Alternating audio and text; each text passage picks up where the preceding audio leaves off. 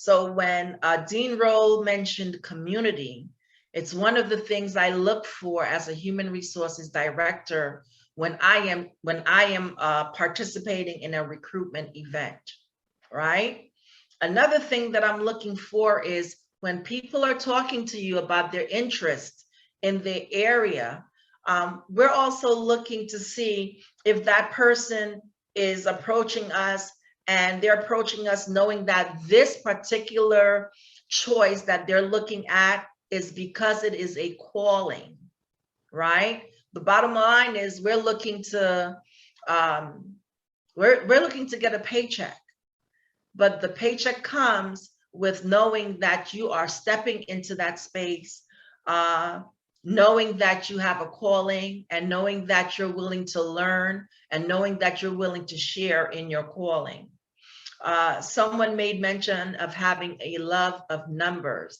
I am sure, is that Crystal? You mentioned having a love of numbers. Because you have that love for numbers, I assure you that as you approach your numbers, it becomes easy for you, and it's easy to make things work when you decide to move into your career of choice. So I say this to you. Again, thanks for coming. I see Ms. Bennett's face. I'm not finishing up. I'm not closing out yet, but I just wanted to say thanks for coming and thanks for participating, because there are things that I'm happily willing to share with you per my experience, not just sitting as an HR director, but also sharing some of the things as an HR director we tend to look for when we're out in the community and we're looking to hire staff members. And just because I work with the Department of Education and I'm working within the school district, there's so many pathways we have within the DOE, and it's not just everybody being a teacher and or everybody being a paraprofessional or everybody else or the other titles that we tend to hire into. So I say this to you, I open up the panel for questions, and Ms. Bennett, if you don't mind, you can pick and choose whoever you want to go first, so that I can share some of the skills that I've learned, some of the things that we look for, generally speaking, and maybe some suggestions that I'm open to share. Thank you. I have, I'm sure everyone's getting their questions together, but I have a couple of questions based on what you've presented thus far. As an HR director, you talked about the importance of finding someone that fits the community that you would want that person to be placed.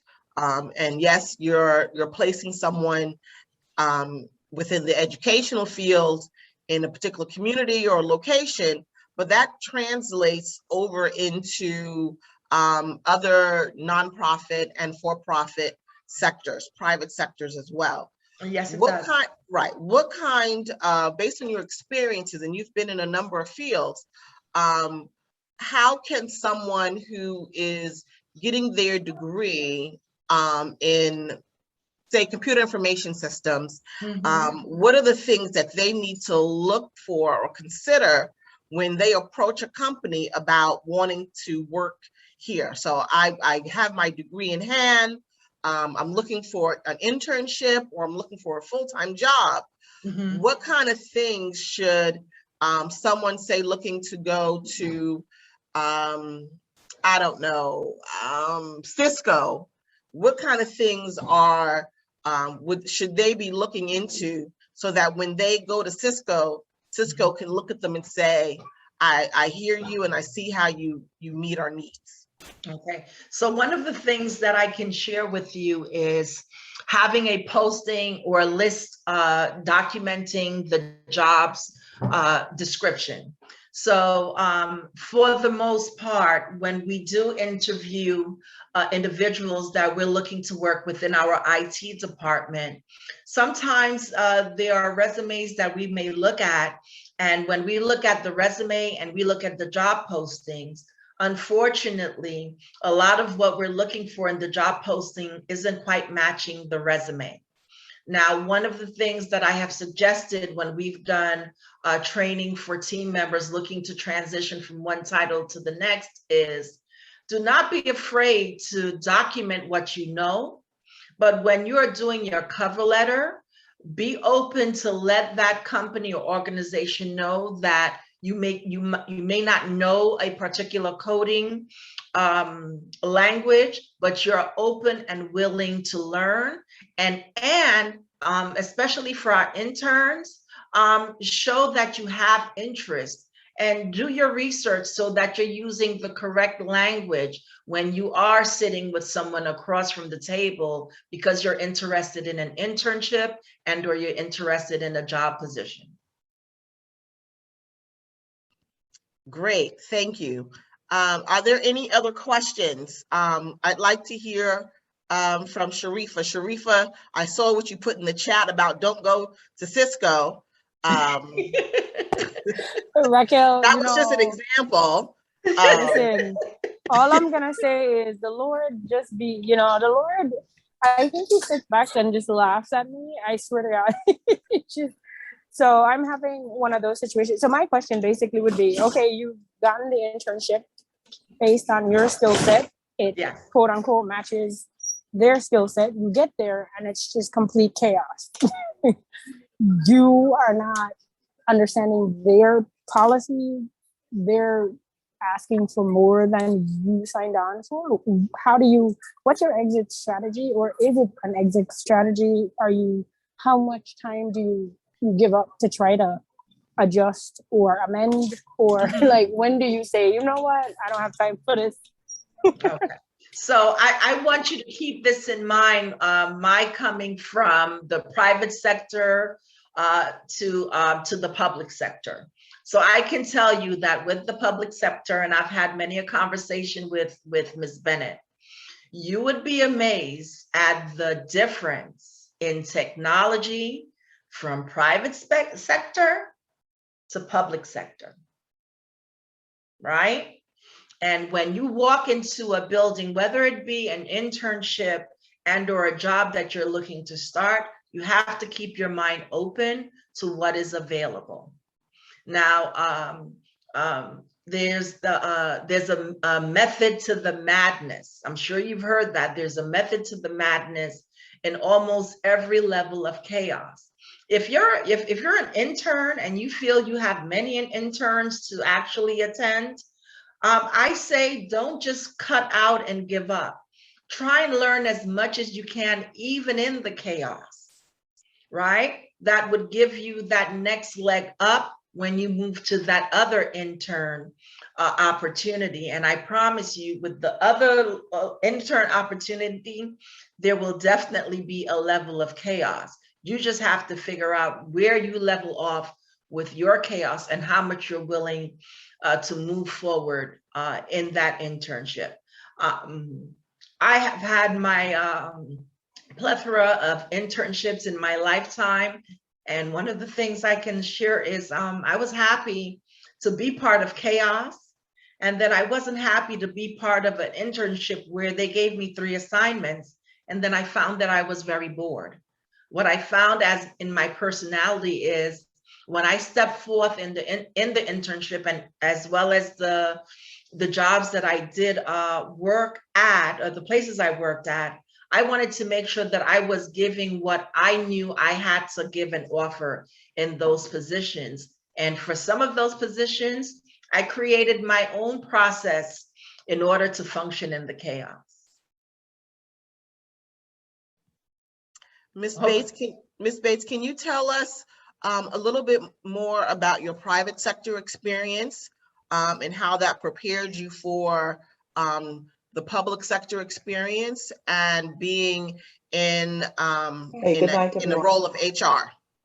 Oh, yes. So I see. I mean, this is my first week, and go ahead. I'm sorry. That's okay. So I also worked for several years with the New York Blood Center, and I will share that there was a strategy with their onboarding process. And I wish that as a human resources director, I could recreate that strategy in order for our onboarding folks to see the importance of the education with our children and the importance of what they bring to our table and our community in the Bronx. So here's an example of working in private sector where there was a certain level of order that I think I was very much drawn to. So with the New York Blood Center many years ago, when they hired you to work with that company, the strategy they have in place, and I know they still have the strategy in place now, because I'm still friends with a lot of my colleagues who, just like Dean Rose said, who are maybe still working on retirement and or have recently left. The strategy was to have your new employees, whether you're walking in as a clerical person, a secretary, or you're walking in as a vice president of one of the departments, was to start during their major donor events. Because at the major donor event, they always started off their events with the mission and vision of the organization, which was to save lives, right? And when you walked into an event, mind you, not to your office or not to your desk and not to your chair. Your first day of work would be at one of their donor events. And my very first event was a list of firemen who donated bone marrow for burn victims. And at the event, you know, we worked the event, and we welcome folks coming in, and we welcome many of a bone marrow donor walking into the space, and we would walk them to their tables. And it was wonderful to hear the conversations that the people who donated bone marrow had as you are circulating the room and you're meeting some of the donors, and they're sharing how many times they may have donated in that one fiscal year and why they donated. And then for the event to open with the recipient actually meeting 3 of the firemen who donated bone marrow. At that event, you understood what the mission and vision of the company was, and you understood whether, like I said, you were walking in as a secretary to one of the departments, or you were walking in as a vice president of one of the departments. You understood what your purpose would be in making sure people donate blood products to save lives. And the strategy was awesome, because to this day, it's one of the 3 organizations that I worked with, and I maintain not just a friendship, but with many of the people that I worked with, but I maintained a relationship. And for many of them who stayed with the New York Blood Center, the mission is still the same.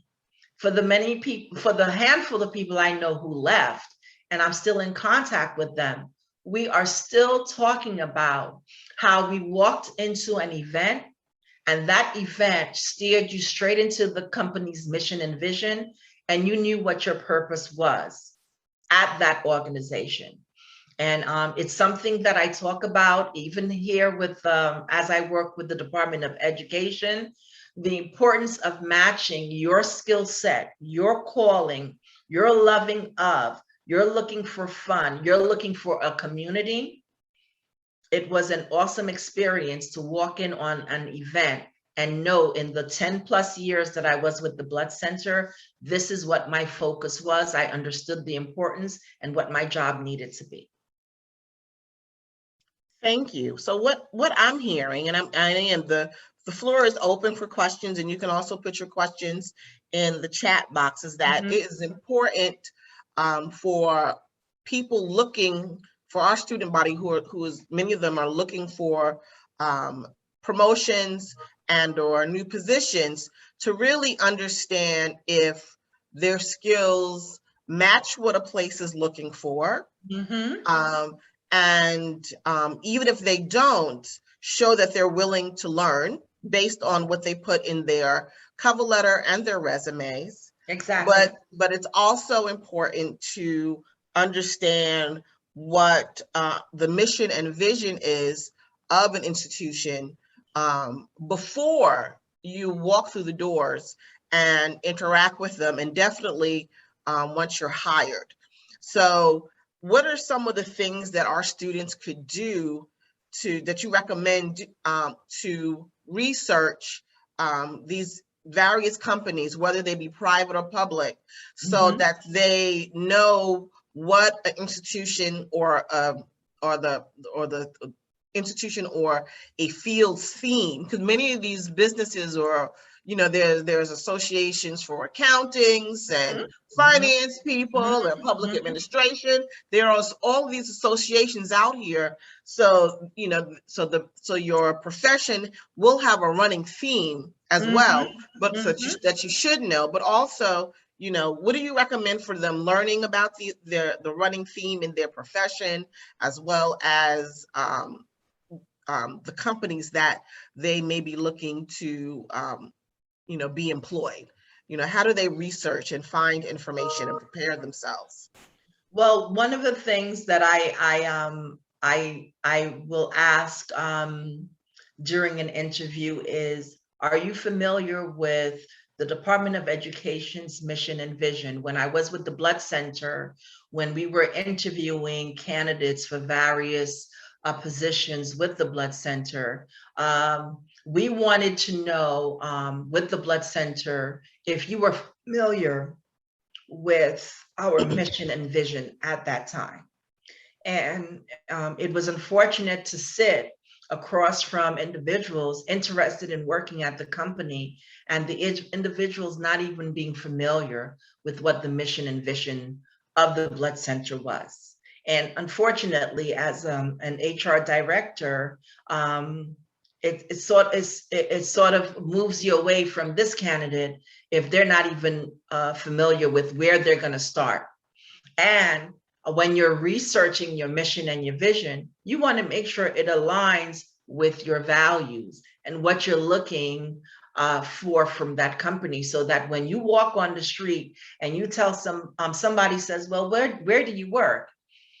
You can honestly say you work at company ABC, and this is what you do in terms of your title, and this is why you do it.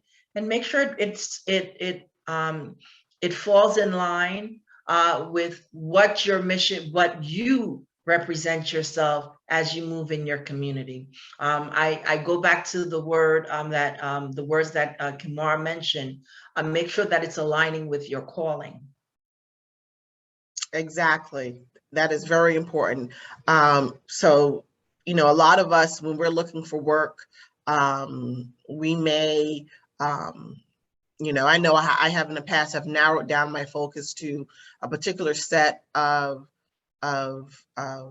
types of positions and types of organizations. But when you start looking at the mission and vision of the corporations, and start looking at the mission and vision of institutions that you may not have even considered working at, you'll find that there's a greater number of possibilities for employment when you see what their mission and vision is, and if it matches what you are looking to do when you step out into the world, in addition to just making money.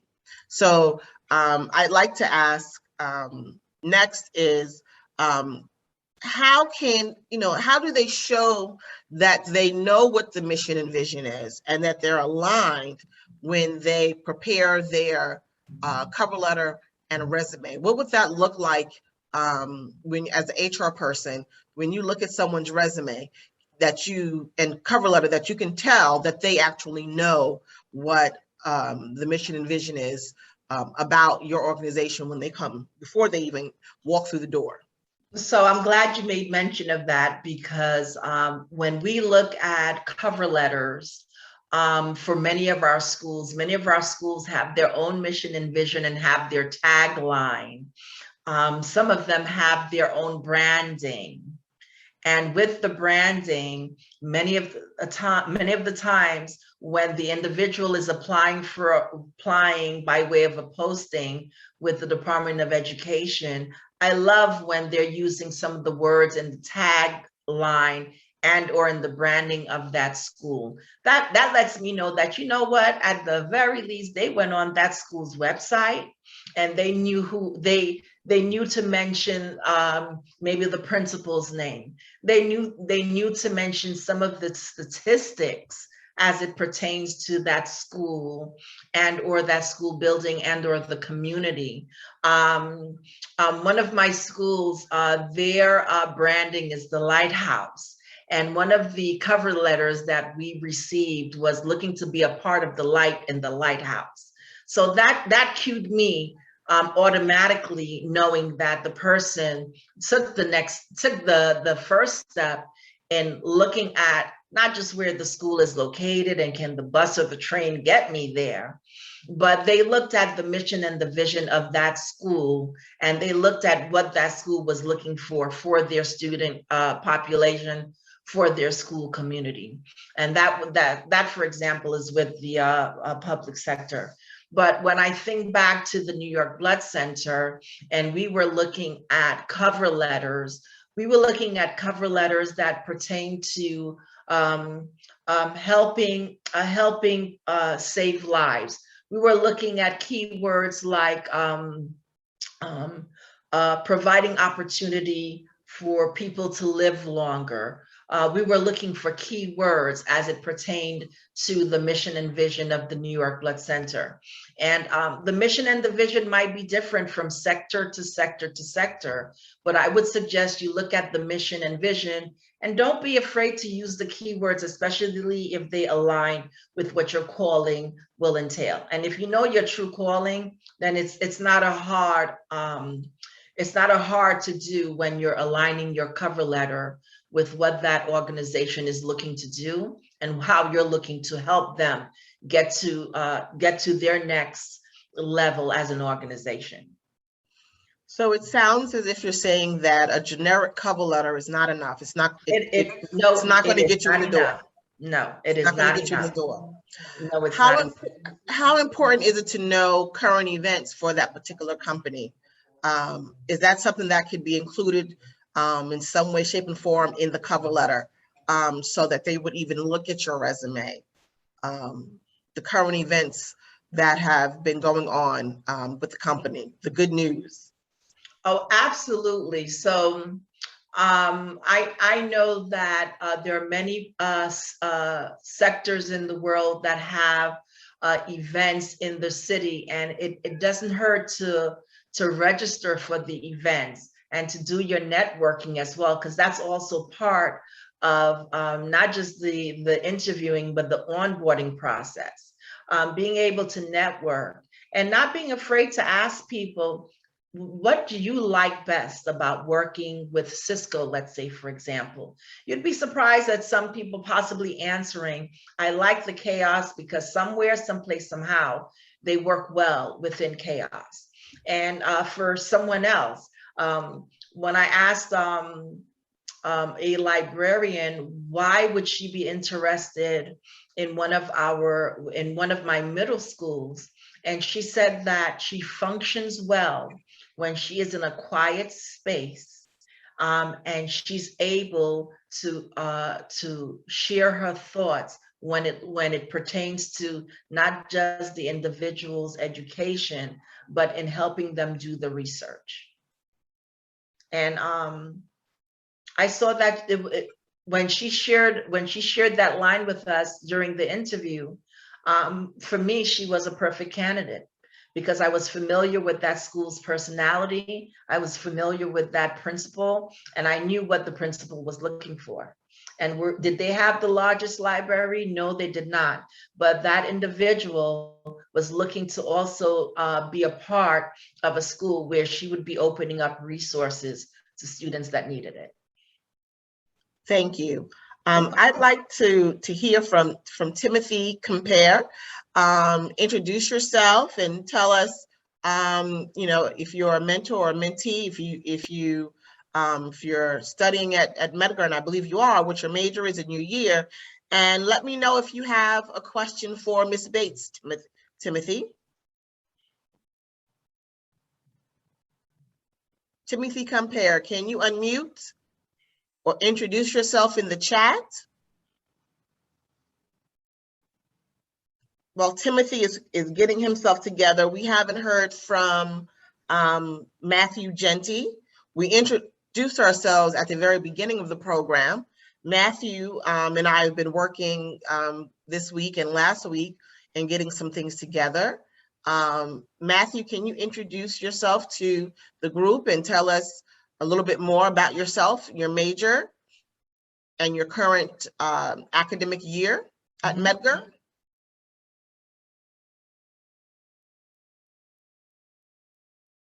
Oh, everyone is so quiet. Matthew, I won't respond to your text. Just kidding, I'll respond to your text. I'm seeing, who else haven't we heard from tonight? We've heard from Summer.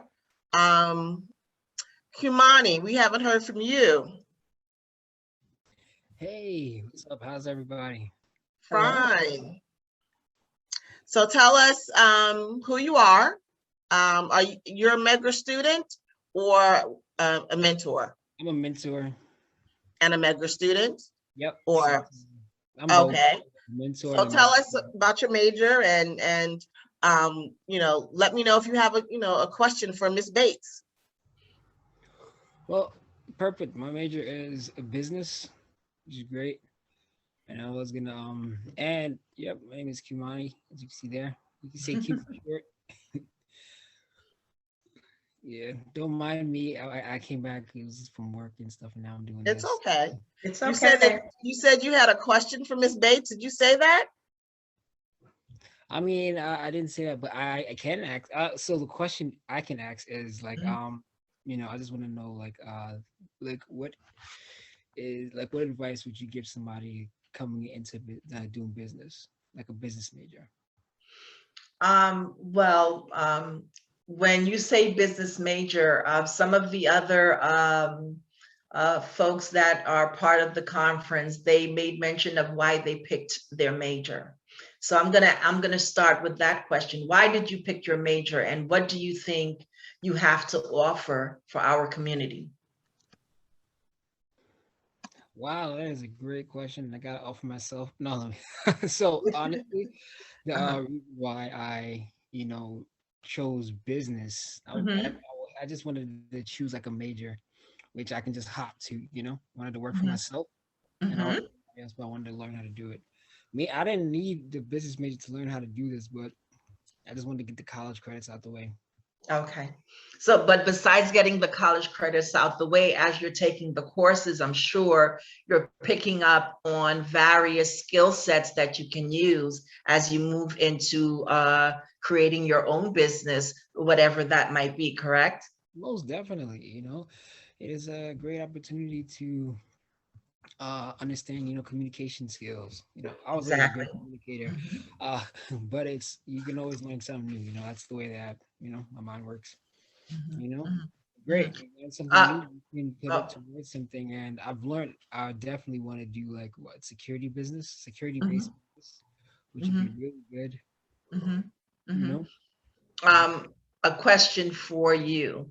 Have you reached out to any security organizations and look at where they're located, who are part of their company makeup, and doing an outreach just to do a Q&A in order to help you in your business moving forward? Oh yeah, definitely. I've known a lot of people who do businesses in different, different places, different types of businesses. So it's great. I already have the network. All I gotta do is do my business. But you gotta put in the work in order to start it up. You gotta put in the work to start it up. You surely do. So one of the things that I have suggested to candidates looking to work with the Department of Education is not being afraid to schedule an appointment to meet the principal and do a school tour. Right? It's something as simple as that. Or for example, before I joined the New York Blood Center, when I worked in the private sector, one of the things I did was, I saw that they had a list of job openings. But one of the things I decided to do, even before I submitted my cover letter and my resume, was actually sign up for a tour. And what they did, a company tour, and what they did was gave me a tour of their donor center. And I happened to join the tour with a group of people that were actually going to be volunteering to work at donation sites. And I kid you not when I tell you, I just knew I needed to work there. And I had taken that day off. I scheduled myself and I went in, and when I left, they gave me my little blood drop pin. And while I was there, I happened to grab one of the newsletters. And in the newsletters, there were a list of contributors from the New York Blood Center. And I sent a cover letter letting them know that I'm interested in working at the blood center. I completed the tour on XYZ day, and I shared some of the things that I had observed. And when I applied for one of the positions, and I shared with the person that I ended up working with for almost 10 years, I think he was shocked and surprised, but I thought he was even more impressed that I made the effort to schedule myself to actually do a tour with the blood center. And I'm still friends with my old supervisor of approximately 10 years. So that's a good idea. Yes. You know, many institutions do offer some kind of tour, or they may offer a seminar. You guys get all the emails. I know some of them you may go delete, but attending these seminars, you're able to add that to your resume or your cover letter. Or talk about it during an interview. That you attended this event because you really are invested, for example, in what's going on in the SEC, SEC Securities. Sharifa Clark, what does SEC stand for again? Help me out. I was a history major. Security Exchange Commission. Security. There you go. I think it's Security Exchange Commission. For the Security Exchange Commission. So, you know, be mindful of, you know, you want to work for Facebook or PayPal or whatever industry it is out there. We all live in New York City, so there's all kinds of things. IBM, you want to work for any of these big corporations. What's the big KPMG? Find out what's going on. They have free things that they offer all the time. And by doing that, that will add some weight to your cover letter, to your interview that you have with someone, because they know that you are truly interested in an organization and know that it is a place where you want to be because you researched it. Another question that has come up for a lot of the students that I've been speaking to over the past year, Ms. Bates, is whether how are we going to return to work during COVID? COVID is making it difficult. Will I need to get vaccinated? What should I do? Are we going to work remotely? What does it mean to work remotely? This is a open dialogue that we're having here, and this is not a heavy lift in terms of requirements, but in the professional world, you could not sit in a Zoom meeting and not show your face. You would have to show your face, and be ready and have a Zoom ready background and your Zoom ready name so that we can read your name easily. So all those are all the things that those are some of the things that have come up. But as an HR director, and yes, you work for the DOE, but you're getting all the same questions that other HR directors are getting across all fields. How are we going to do this? What are your, what are you seeing as an HR director? And yes, you're working in public, but I'm sure that, because of your field and your expertise, you have a good idea of what's going on across the industry. What can you recommend to our students about the idea of working in a COVID present environment and even post? But right now for the present, because we've got some seniors that have been here tonight, and there's some seniors that will be watching this video later. So working in the public sector, if you are going to work with the city of New York, if you're going to work with the state of New York, if you're going to work in a federal capacity, you are going to have to be vaccinated. You are going to have your vaccination card with a state photo ID to show that you are vaccinated. And that what that means is, though for the most part with the city level of employment, it is for you to be able to work in person. And for those who did get the accommodation to work remotely, they had to show documentation that there was either a medical situation they had, or it was a religious situation they might have where they would have gotten an approved accommodation to work remotely. Outside of that, if you're working for the city of New York, you must be vaccinated. And your vaccination, all doses must be in place by November 15th in order for you to maintain employment with any of our city agencies. As it pertains to the state and or federal level, the same stands. You must be vaccinated, and you must be able to upload your COVID vaccination card into the various portals that exist. Now, as it pertains to private sector, and the conversations that I've had with family and friends who are in HR and or working in the private sector, for right now, there are many private sector organizations asking if you are in fact vaccinated.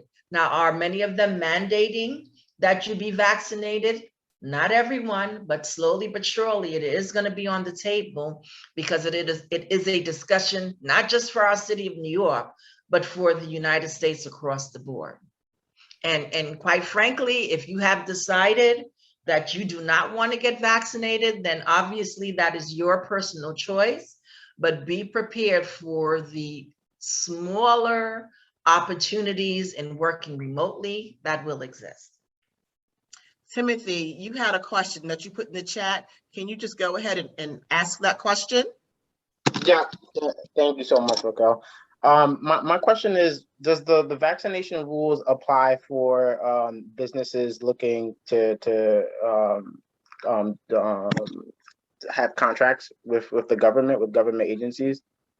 Yes, with the government agencies, yes, because the chances are, unless your organization or the contract that you're providing is full remote, and you can share that across the board, chances are the city's looking to do in-person business with you.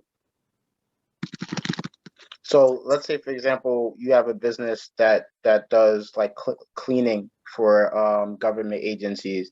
Would the rule be that all of your employees needs to be vaccinated? Like, if your cleaning company gets a contract and a vendor number with the city of New York, that means your cleaning company is walking into the city of New York's building, right?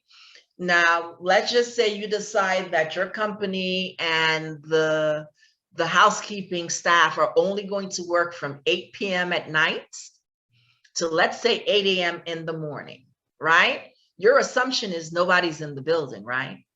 Right. Well, guess what? There will always be people in the building. It may not be at full capacity, but there'll always be somebody in the building, sometimes including myself, in the building.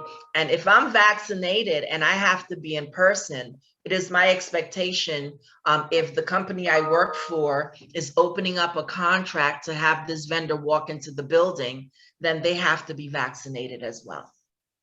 But would it just be the person going into the building that needs to be vaccinated, or is the rule that the entire If company? you're walking into any city agency building As a and vendor. as a vendor, as it stands as of October 4th, 2021, you must show proof of vaccination to do business. Otherwise, you may want to take your cleaning business elsewhere. Thank you so much. Really appreciate that. Right. You're So very we can welcome. remain an option for your staff. However, in order for your staff to continue to work, if your contractors are primarily government contractors, then those people will not be able to work if they're not vaccinated. And The city's not going to want right, them in the building. right. It Right, would right, fall no. to the people that are vaccinated, but do you have enough people that are vaccinated to cover your contractual requirements? So if you don't, that means you, as an entrepreneur, you have to start staffing vaccinated persons. And that will look like whatever business decision works best for your organization. So, you know, that's something to keep in mind. You know, New York City is one of the stricter states when it comes to vaccines, but it's not in all states. But we don't know what 2022 will hold.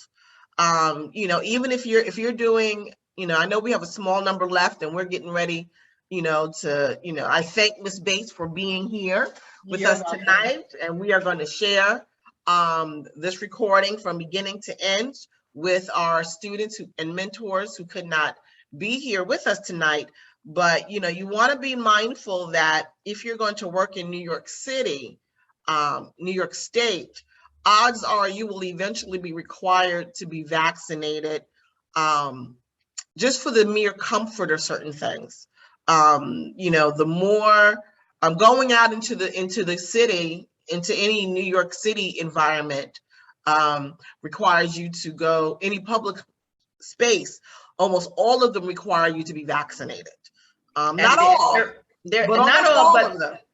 and they're requiring to see your vaccination card along with a photo ID with full name and Yes. with full name, and it needs to be apples to apples.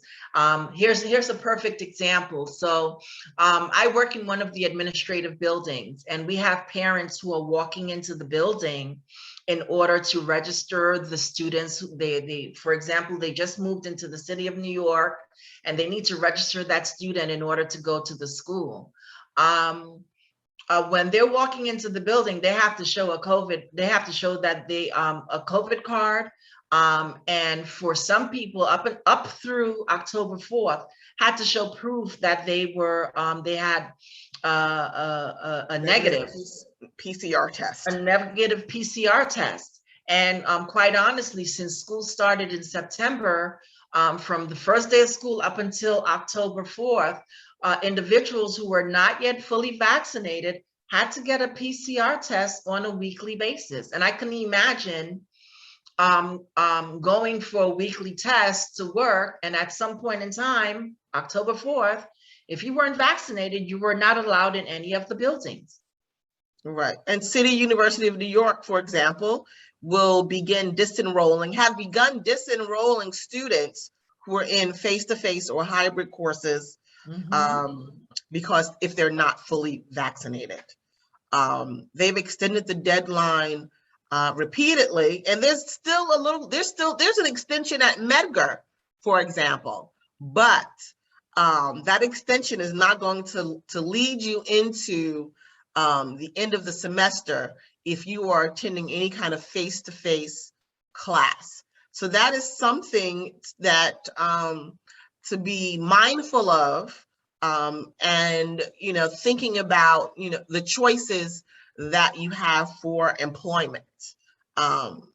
You know, and it's not an argument of whether you should get vaccinated or not get vaccinated, but, you know, the current policy And since there's precedent requiring people to be immunized, inoculated for various illnesses in this country, they're using that precedent now, whether people agree with it or not, but precedence does exist. If precedents didn't exist, there'd be an even bigger battle, but you have the president and governors and mayors saying, we don't care how you feel, because there's precedents, like with polio and some other things. Was it smallpox, measles, mumps, all those things? I'm old enough to still have the big mark in my shoulder for, I forget what, I don't even know what that immunization was for, but all of us of a certain age got that big old mark in our shoulder. It tells you we were vaccinated. No one asked us. I wouldn't have been able to go to school if I didn't have my immunization records, and many of you wouldn't be able to be in college. And yes, there are exemptions, but a lot of the exemptions are already known exemptions. So that would be a new battle. HR specialists know the faiths, for example, the religious exemptions. They kind of know who those faiths are. It's not Baptist, it's not the Protestants, it's not the Catholics, not the Methodists or the Lutherans, Okay. Episcopalians. None of them have religious exemptions. It's not even, I don't even think Reform, is it Reform Jews? There are no religious exemptions.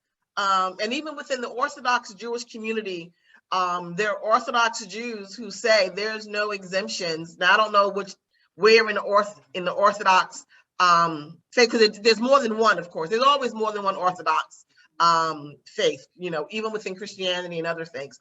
But not all the Orthodox faiths within Judaism, for example, require or believe that immunization is something that's exempt. Because I've seen them in the news. They're like, no, we don't even know what the people are talking about. My child got vaccinated. And this is not even COVID vaccination. COVID vaccination. This is just the regular vaccinations that children have to get these days, which as I understand it, are considerably more than what I had to get when I went to school, because I saw the list not long ago and was absolutely stunned. It's like, whoa, I paid extra money to get this vaccination. It's not a part of my health insurance, doesn't cover. It don't cover hepatitis A or B. But again, I want to thank you, Dean. You want to close us out? I thought you were done for the evening. I was done for the evening, but I heard you in the end. I said, well, let me just shout out Timothy. It was good to see you. I saw you came on earlier, and all of you who stayed to the end, thank you for joining the program. Thank you to Ms. Bates for being with us. You're very welcome. You're very welcome. And motivating our students to climb to higher heights. Thank you, Yes. Raquel, for hosting yet another wonderful program. Thanks for having me. Thank you, everyone. Thank you, Thank you, Desiree. everyone. I see you. Say hi to the group. Thank you. I just joined the group. Okay, well, I I will be sending out the recording of the program, so you'll be able to see and hear, what you missed. But I do thank you for being here. Thank you, Summer, for staying to the end. And get your friend Sharifa Clark. I know she's always busy. Tell her hi for me. And I know that tonight I'll be able to get off early, off of Zoom, now that Sharifa isn't here. To keep us chatting, keep me chatting to the wee hours of the evening. But I want, again, thank you, Ms. Bates, for You're very welcome. being our mentorship group program speaker for this evening. I appreciate the knowledge that you shared, and I know our students appreciate the knowledge that you shared, particularly, the importance of knowing where you want to work, knowing who that company is, what their mission and vision is, and showing that know about the company even before you walk into the door.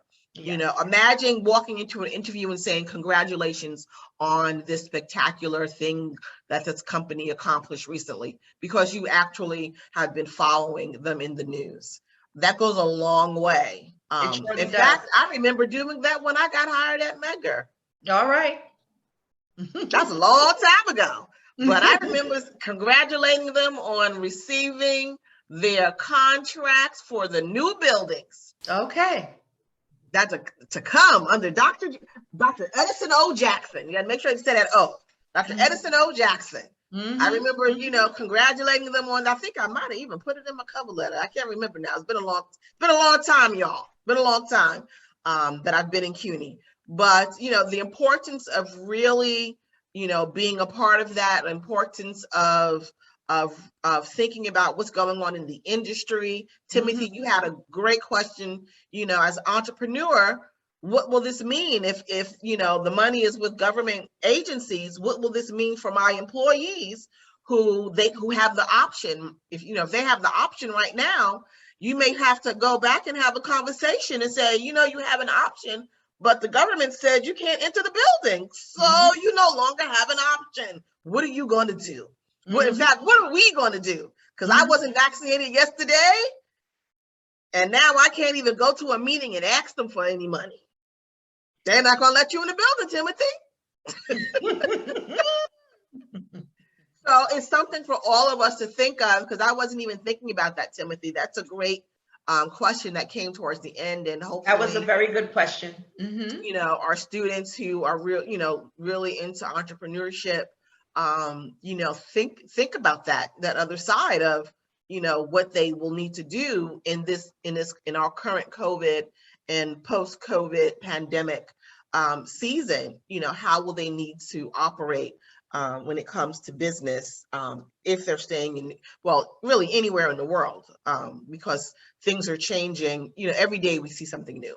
But again, I thank you all. Even my cat thanks you because he keeps walking in front of the computer. But I thank you, Dean Roll, for taking a break from your medical leave. It's always appreciated hearing your voice. And I want to wish everyone a good night. We ran over a little bit, but I just, again, thank you for taking time to come out tonight and hear this good news, because it was good news from Ms. Bates. Thank you for having me. And you all know how to contact me, of course, so reach out if you ever need me. And Summer, you're gonna have to use your account, because I wasn't sure which Sharifa contact this was. What's that? Sorry. You're gonna have to log in with your name. Sharifa sent me a message saying something like that. I don't understand.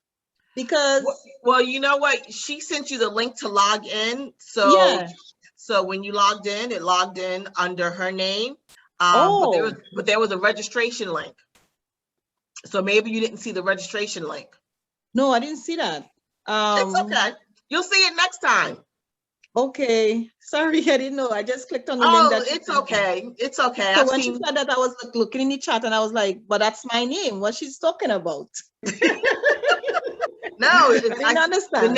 The name on the screen for you is Sharifa Clark. Oh, okay.